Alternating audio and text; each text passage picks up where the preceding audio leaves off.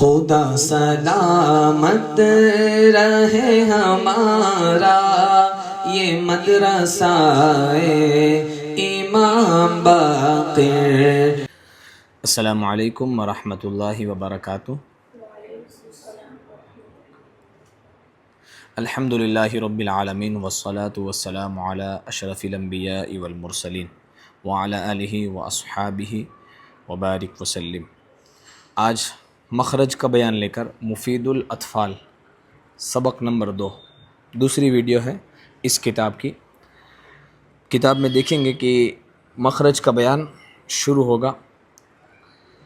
سب سے پہلے تعریف مخرج۔ مخرج کسے کہتے ہیں؟ جس جگہ سے آواز ٹکنے سے، منہ کے اندر جس جگہ آواز ٹکنے سے حرف نکلتا ہے اسے مخرج کہتے ہیں۔ آپ ایسے ہی منہ سے آ تو کہیں آواز ٹکی نہیں، جب آواز آپ ٹکائیں گے کسی جگہ پر تو کچھ خاص حرف نکلے گا، کچھ خاص نکلے گا جس سے کچھ سمجھ میں آئے گا کہ آپ نے کچھ کہا، اسے مخرج کہتے ہیں۔ سوال یہ ہے کہ مخرج معلوم کرنے کا طریقہ کیا ہے؟ آپ کسی حرف کا مخرج جب معلوم کرنا چاہتے ہیں، ایک تو آپ نے یاد کر لیا مخرج، زا کا مخرج یہ، جیم کا مخرج یہ، لیکن اگر آپ دوسری طرف سے دیکھیں تو اگر کسی حرف کا مخرج اگر معلوم کرنا چاہیں گے تو آپ معلوم کیسے کریں گے؟ بڑا آسان سا طریقہ اس کتاب کے اندر دیا ہے کہ حرف کو ساکن کر دیا جائے۔ جس حرف کا آپ مخرج معلوم کرنا چاہتے ہیں اس حرف کو ساکن، جیسے مثال کے طور پر ہم با کا مخرج معلوم کرنا چاہیں گے کہ با کا مخرج کیا ہے، تو سب سے پہلے با کو ساکن کر دیا جائے، کر دیا گیا۔ اب با ساکن ہے اور اس کے پہلے حمزہ مفتوحہ لایا جائے، ایک حمزہ لایا جائے، اس کے اوپر زبر رکھا جائے اور جس حمزہ پر زبر ہو اس کو با سے ملا دیا جائے، یعنی کہ حمزہ با زبر اب جس جگہ آواز ٹھہر جائے وہی اس کا مخرج ہے۔ جب آپ اس حرف کو ادا کریں گے اور اخیر میں جہاں آواز ٹھہرے وہی اس کا مخرج۔ مثال کے طور پر حمزہ با زبر اب آپ بولیں اب، کہاں ٹھہری آواز؟ دونوں ہونٹ کے اوپر، پتہ چلا با کا مخرج دونوں ہونٹ ہے۔ تا کا مخرج دیکھنا ہے تو آپ شروع میں حمزہ مفتوح لائے، تا کو ساکن کریں، حمزہ تا زبر ات، دیکھیں زبان کہاں ٹھہری؟ اوپر والے دانتوں کے پیچھے، یعنی کہ دانتوں کی جڑ پر، تو آیا نوک زبان اوپر کے دانتوں کی جڑ سے مل کر تا۔ فا کا مخرج دیکھنا ہے، حمزہ سا زبر اف، دیکھیں زبان کہاں لگی؟ زبان کا کنارہ اوپر کے دانتوں کے کنارے سے مل کر اف۔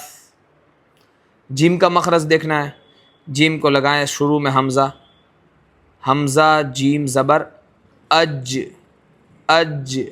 دیکھیں بیچ زبان تالو سے لگے گی، ٹھیک؟ تو یہ مخرج معلوم کرنے کا آسان سا طریقہ، اور جہاں آواز ٹھہر جائے وہی اس کا مخرج معلوم ہوتا ہے۔ اس طرح سارے حرفوں کو اس طریقے سے آپ چیک کر سکتے ہیں اور اس کا مخرج معلوم کر سکتے ہیں۔ لیکن اگر آپ کو صحیح حرف ادا نہیں کرنا آتا تو حرف کا مخرج صحیح معلوم، مثال کے طور پر اگر آپ کو جیم ادا کرنا نہیں آتا، کوئی از کہتا ہے از، اب وہ دیکھے حمزہ زیم زبر از، تو کیا وہ صحیح مخرج ہوگا؟ پہلے تو حرف کا مخرج صحیح ادا کرتے آنا چاہیے، پھر آپ اس حرف کے مخرج کو معلوم کر سکتے ہیں۔ کوئی اگر اپنے آپ سے چیک کرے، وہ کہے میرے حساب سے تو یہ ہے، وہ کہے میرے حساب سے وہ ہے، تو وہ اپنا حساب نہیں چلے گا۔ سب سے پہلے مخرج آپ کو آنا چاہیے، پھر اس کے بعد آپ اس طریقے سے تحقیق کر کے معلوم کر سکتے ہیں کہ اس کا مخرج کیا ہے، ٹھیک؟ اب اس کے بعد دیکھیں مخرج کی تحقیق کے کل حروف کتنے ہیں؟ حروف تہجی 29 ہیں جیسا کہ مشہور ہے، لیکن بعض بچے جیسے لام الف کو بھی شمار کر لیتے ہیں، جیسے الف با تا سا جب پڑھا جاتا ہے تو بعض جگہ پر لام الف بھی آتا ہے، تو وہ لام الف کو گنتے ہیں تو بنتے ہیں 30۔ حالانکہ لام الف کوئی حرف نہیں ہے الگ سے، بلکہ وہ الف کی ادائیگی کے لیے اور الف کی ادا بتانے کے لیے آتا ہے لام الف، ٹھیک ہے؟ اور یہ تو حرف ہوئے 29، اور 29 حروف کے جو مخارج ہیں وہ کتنے؟ بعض کے نزدیک 14 ہیں، 16 ہے، اور علامہ خلیل رحمۃ اللہ علیہ کے نزدیک 17 ہے۔ یہ اختلاف کیسے ہیں؟ مختصر، یہ اختلاف صرف قریب قریب مخرج ہونے کی وجہ سے، تقارب شدیدہ، مخرج جو حرفوں کا مخرج ہے وہ شدید اتنا قریب ہے کہ انہیں جدا جدا کرنا دشوار تھا. اس وجہ سے انہوں نے اپنے اپنے حساب سے اپنے اپنے مطابق انہوں نے جدا کرنے کی کوششیں کی. کسی نے 14 کیے، کسی نے جدا کر کے 16 کیے، حضرت علامہ خلیل نے 17 کیے، کیونکہ زیادہ ڈیٹیل وہیں ملتی ہے اور یہی ہمارا پڑھنے کا طریقہ ہے اور انہی کے مطابق ہم پڑھتے ہیں علامہ خلیل رحمۃ اللہ علیہ کے نزدیک، اور یہی مذہب زیادہ مشہور بھی ہے. تو اسی کو اختیار کر کے ہم بیان کریں گے 17 مخارج. کتنے؟ 17 مخارج. اور سب سے پہلے مخرج دیکھیں گے تو حلق سے شروع کریں گے. یہاں سے شروع حلق یعنی کہ جو سینے کی طرف حصہ ہے وہاں سے حمزہ اور ہا نکلے گا. کہاں کیا نکلے گا؟ حمزہ ہا. پھر اس کے بعد جو درمیان حلق، بیچ میں جو حلق کا حصہ ہے وہاں سے عین ہا، زور دیں گے آپ بیچ حلق کے اوپر تو عین ہا، یہ 2 حرف نکلیں گے. اور پھر تیسرا مخرج یہ غین اور خا، آخر حلق. آخر حلق سے مراد منہ کی طرف جو حلق ہے آخر میں باہر آنے کی طرف، وہ آخر حلق سے مراد ہے. وہاں سے غین خا بڑی آسانی کے ساتھ آپ نکالیں گے. زیادہ زور دیں گے تو حرف بگڑ جائے. خا یہ حرف بگڑ گیا. غین اتنا زور دے کر نہیں، بڑی آسانی کے ساتھ نرم انداز میں غین خا. ٹھیک ہے. پھر اس کے بعد دیکھیں ان حروف کی یادداشت کے لیے یہ جو ترتیب ہے کچھ الٹا سیدھا کر دیں گے. تو اس ترتیب کے لیے انہوں نے بڑا آسان سا شعر اس کتاب میں لکھا ہے مفید الاطفال کے اندر کہ حلق کے 6 حروف ہیں اے مالقہ. اے مالقہ حلق کے 6 حروف ہیں اے مالقہ. اے مالقہ سے مراد یہ جو شعر کا وزن بنانے کے لیے اور حروف کی یادداشت کے لیے یہ صرف لکھا ہے، اس کا کوئی معنی نہیں ہوتا. اے مالقہ، حمزہ ہا وعین ہا وغین خا، بڑی آسانی کے ساتھ یاد رہ جائے گا. پھر اس کے بعد دیکھیں چوتھا مخرج قوف. جڑ زبان اوپر کے تالو کے ساتھ ملانے سے قوف. کیا؟ قوف. کچھ کریں گے قوف قوف، بہت زیادہ بھی نہیں بہت کم بھی نہیں کہ کاف کا مخرج معلوم ہو، بالکل صحیح طریقے سے قوف. جڑ زبان تالو سے لگنی چاہیے قوف. ٹھیک.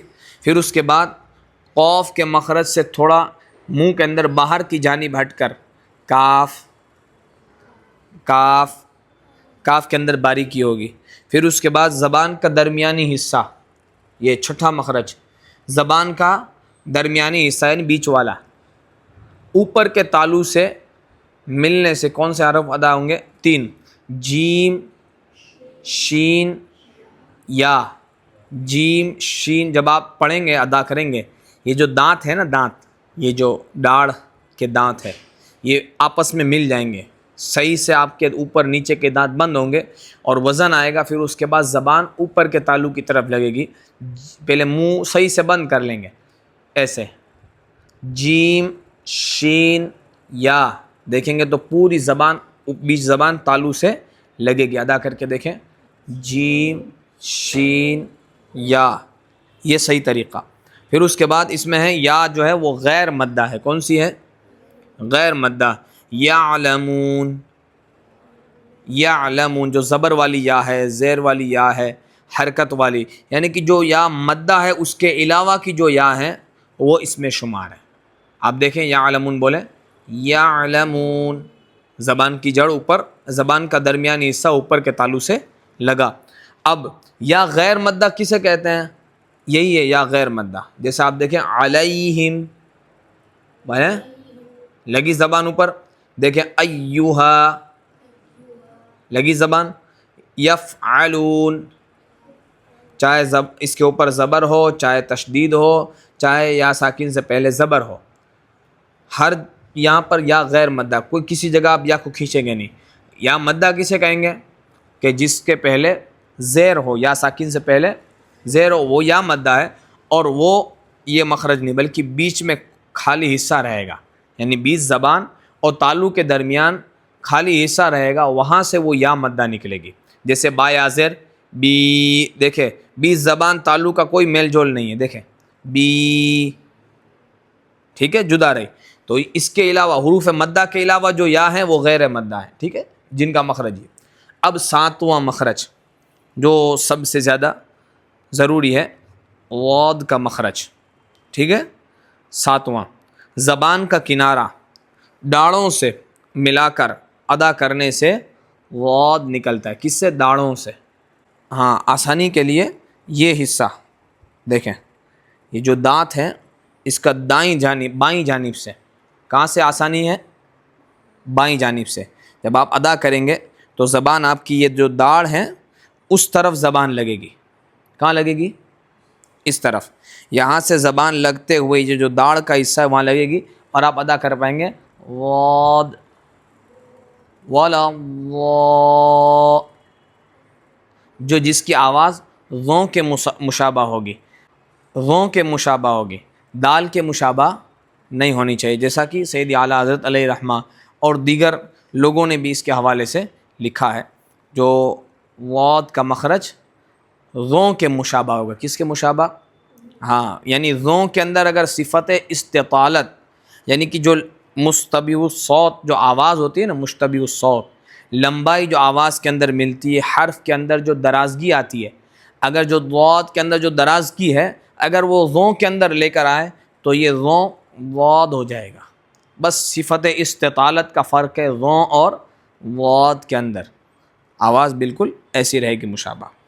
یہ جو واد کا مخرج کہ زبان کا کنارہ یہاں سے بائیں جانب سے زیادہ آسان رہے گا، اوپر کی طرف بائیں جانب کی داڑھوں سے ملا کر.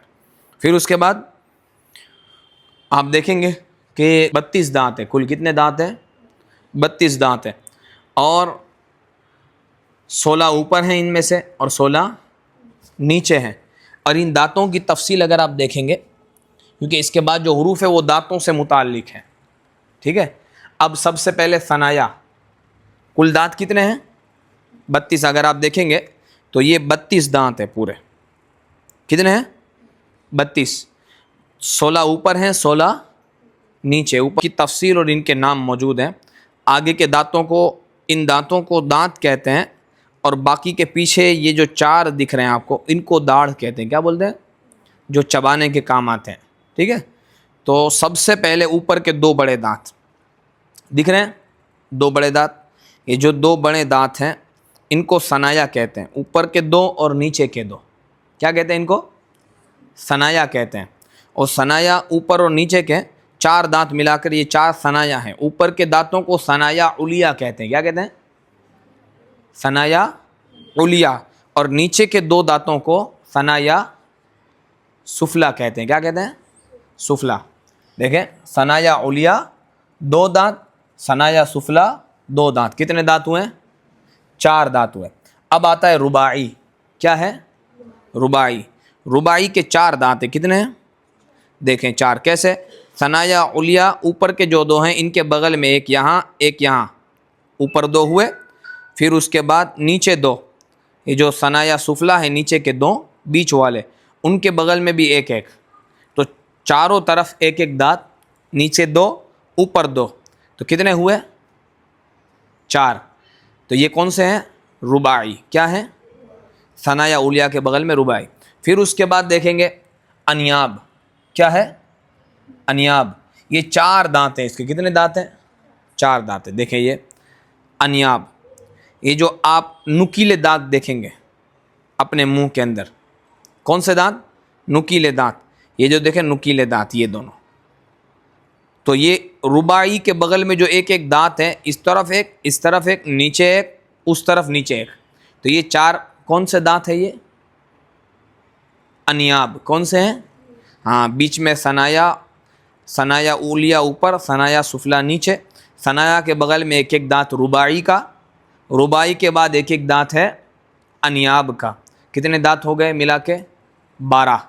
ثنایا کے 4، رباعی کے 4، انیاب کے 4. یہ دانتوں کی تفصیل ہوئی مکمل، ٹھیک ہے. اب دیکھیں اضراس.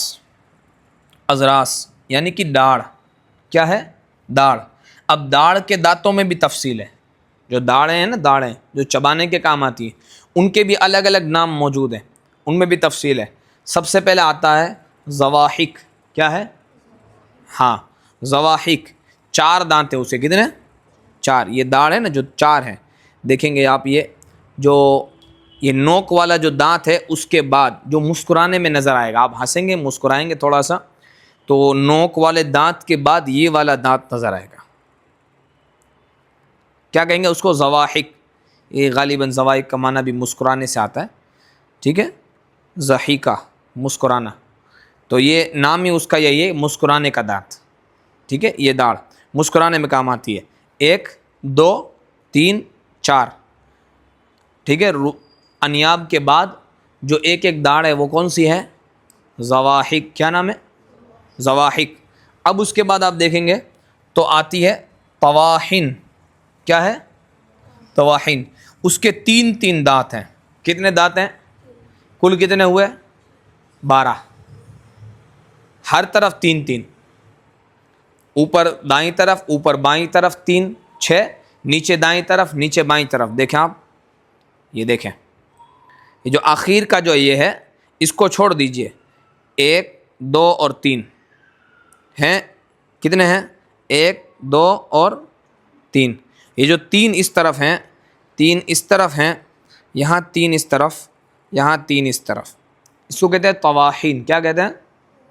طواحین. یہ کل 12 دانت ہیں. کتنے دانت ہیں؟ 12.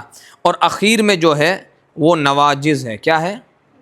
ہاں ناجز بھی کہتے ہیں، نواجز جمع ہے، نواجز کہتے ہیں. یہ اخیر میں 2 اوپر، اخیر میں 2 یہاں، جس کو اپنی زبان میں ہم عقل داڑھ بھی بولتے ہیں، جو دیر سے آتی ہے، یعنی کہ 25-30 سال تقریباً تب یہ آتی ہے. یہ نواجز ہے. تو یہ دانتوں کی تفصیل ہے. سب سے پہلے دیکھ لیں گے اوپر ثنایا علیا 2، اس کے بعد ربائی 2. کتنے ہوئے؟ صرف اوپر کے دانتوں کی تفصیل دیکھیں. کتنے ہوئے؟ 4. انیاب 2 نکیلے دانت. کتنے ہوئے؟ 6. 6 کے بعد پھر زواحق 2. کتنے ہوئے؟ 8. ٹھیک ہے، 8 کے بعد پھر 3 دانت ہیں. کتنے دانت ہیں؟ 3 دانت. کس کے؟ طواحین کے. کتنے ہوئے؟ 8 اور 6 14. اور پھر آخر میں جو 2 دانت آئیں گے وہ نواجز کے ہوں گے. کتنے ہو گئے؟ 16. اوپر کے 16، نیچے کے 16.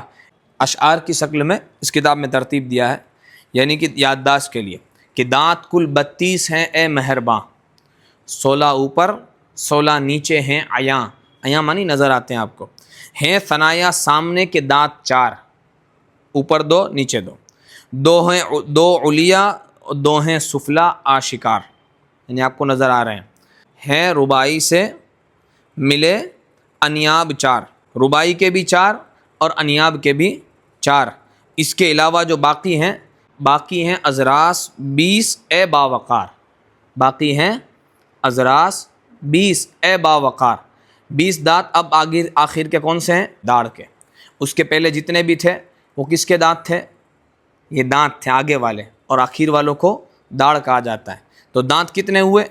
دانت دیکھیں تو 4 8 اور 12 دانت ہے، اور پھر 20 داڑھ ہیں. کتنے ہوئے؟ 32. اور پھر داڑھوں کے بارے میں کہتے ہیں زواحق 4 ان میں دیکھ لے. ٹھیک ہے، یہ نکیلے دانت کے بعد متصل ہیں ایک ایک انیاب سے، ان کے پہلو میں طواحن 3 کل ہیں 12 دانت اے مرد متین. یہ 12 ہو گئے طواحن 3 ہر طرف. ہیں نواجز 4 آخر کے جناب، ہیں نواجز 4 ہر طرف ایک آخر کے جناب. ختم شد واللہ اعلم بالصواب. ٹھیک، یہ داڑھ کی تفصیل، داڑھوں کی دانتوں کی تفصیل اور ان کے نام، جس سے آپ آسانی کے ساتھ مخرج کا پتہ لگا سکتے ہیں. پھر دیکھیں مخرج میں 8واں مخرج لام کا، زبان کا کنارہ زواحق سے لے کر ثنایا تک کے مسوڑے سے مل کر. لام اداوت زواحق یعنی کہ یہ جو ربائی ہے، انیاب اس کے بعد، انیاب کے بعد جو ایک داڑھ ہے شروع کی، جس کو ہنسنے کی داڑھ بھی بولتے ہیں، جو نظر آتی ہے مسکرانے کی داڑھ، تو وہاں سے لے کر ثنایا تک کی جڑ، پورے کا پورا لام وہاں کے مسوڑوں سے لگ جائے گا. کہاں لگ جائے گا؟ مسوڑوں سے. لام دیکھیں گے آپ، نکیلے دانت کے بعد سے لے کر داڑھ سے شروع، داڑھ سے لے کر وہاں تک لام لگا. اب اس کے بعد دیکھیں نون کا مخرج, زبان کی نوک اوپر کا تالو یہ ملے گا تب نون ادا ہوگا. دیکھیں نون, ٹھیک. پھر نون کے مخرج سے ذرا اندر ہٹ کر, کہاں ہٹ کر؟ اندر, یعنی کہ اور آگے جائیں گے اوپر کی طرف, رو, ٹھیک ہے. پھر اس کے بعد دیکھیں 11واں مخرج, زبان کی نوک ثنایا علیہ کی جڑ سے تا, دال, طا, یہ 3 حرف ادا ہوتے ہیں ایک مخرج سے. اب ان کو جدا کیسے کیا جائے؟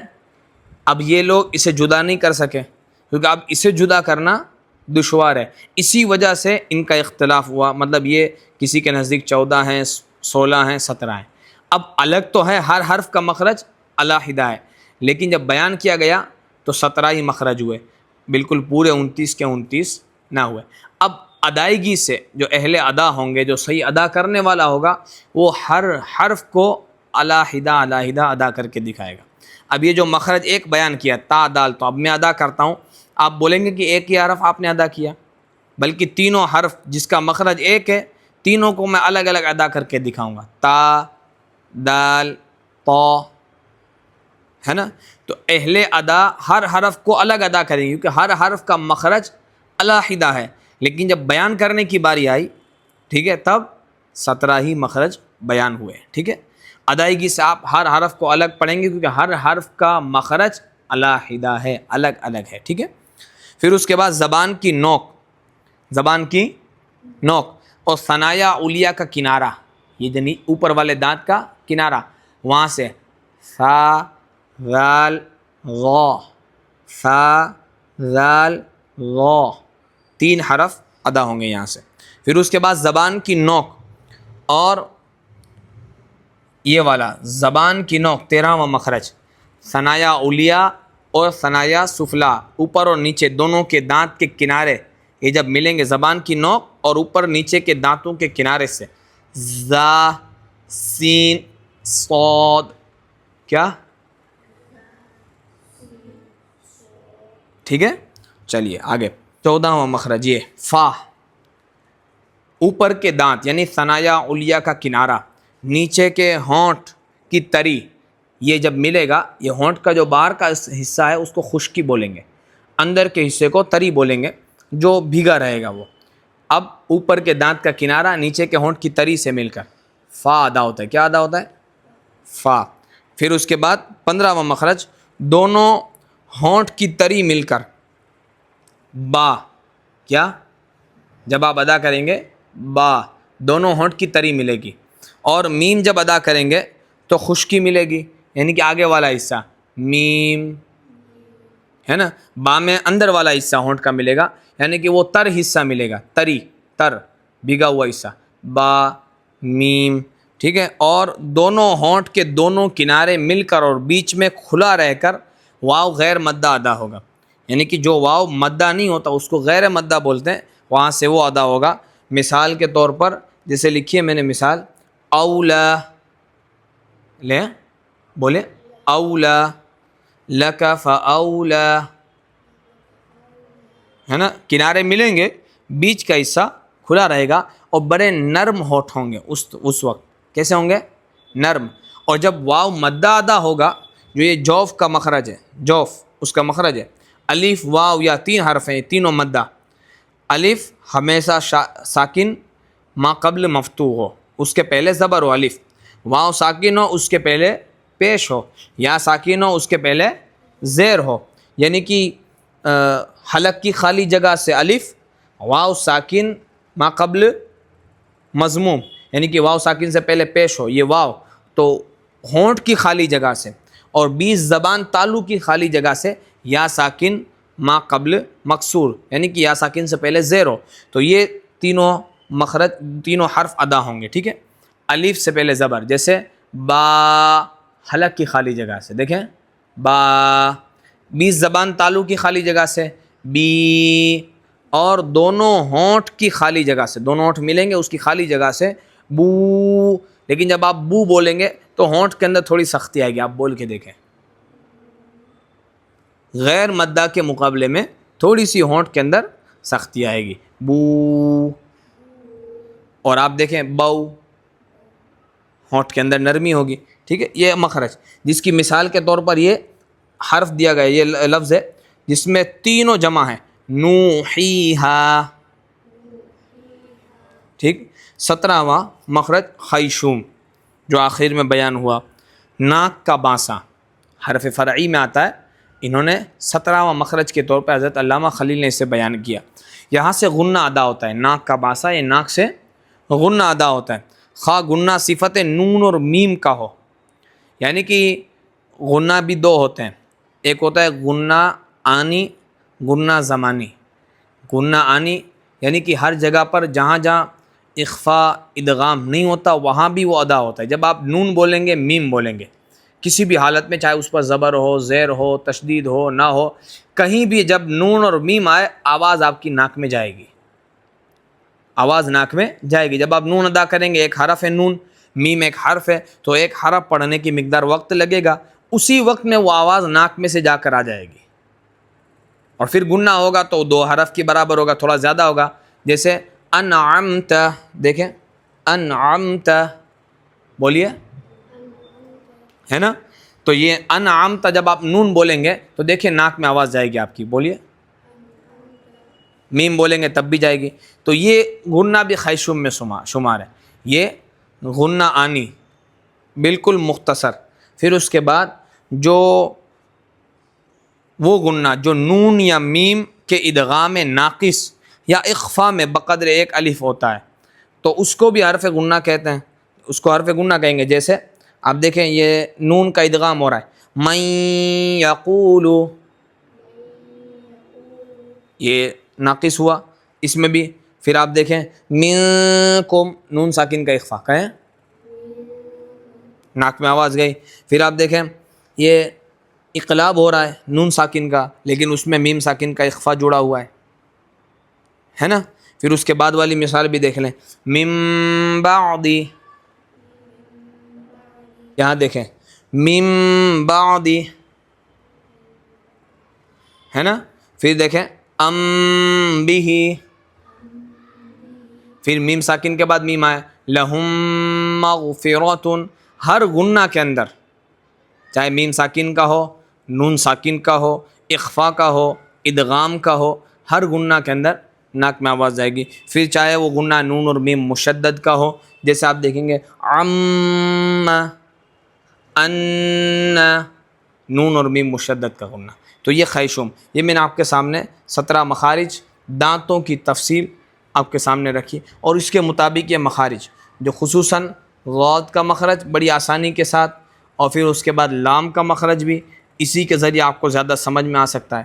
اور بھی دانتوں کی تفصیل دیکھنے سے پتہ چلے گا کہ یہ حروف کس طریقے سے ادا ہوں گے. اللہ تعالی ہم سب کو صحیح طور پر حروف کی ادائیگی کی توفیق عطا فرمائے، سعادت عطا فرمائے، صحیح قرآن پڑھنے کی توفیق عطا فرمائے. وما علینا الا البلاغ المبین. السلام علیکم.